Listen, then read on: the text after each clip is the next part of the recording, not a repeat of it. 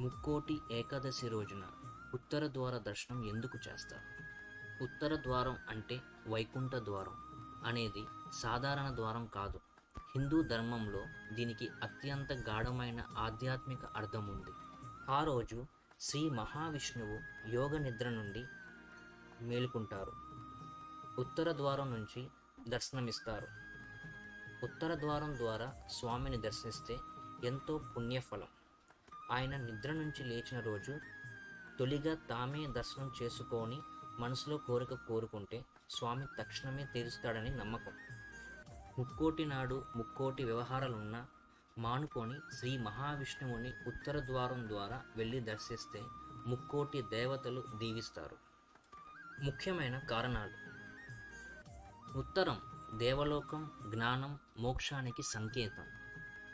ఆ రోజున ఉత్తర ద్వారం తెరిచి దర్శనం చేయడం అంటే వైకుంఠ ప్రవేశం చేసినట్టే అనే నమ్మకం. ముక్కోటి అంటే 33 కోట్ల దేవతలు. ఈ ఏకాదశి రోజున వారు శ్రీ మహావిష్ణువును దర్శించేందుకు వస్తారని శాస్త్రోక్త విశ్వాసం. అందుకే ఈ రోజు చేసిన దర్శనం విశేష ఫలప్రదం.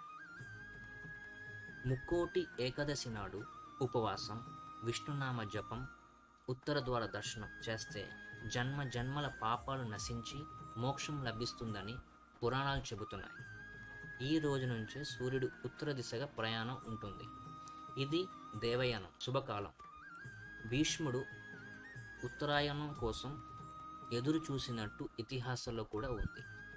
ముక్కోటి ఏకాదశి నాడు శ్రీమన్నారాయణుడు భక్తులకు అత్యంత సులభంగా అనుగ్రహిస్తాడని విశ్వాసం. ఇలాంటి మరెన్నో వీడియోస్ కోసం మా ఛానల్ని లైక్ అండ్ సబ్స్క్రైబ్ చేయండి.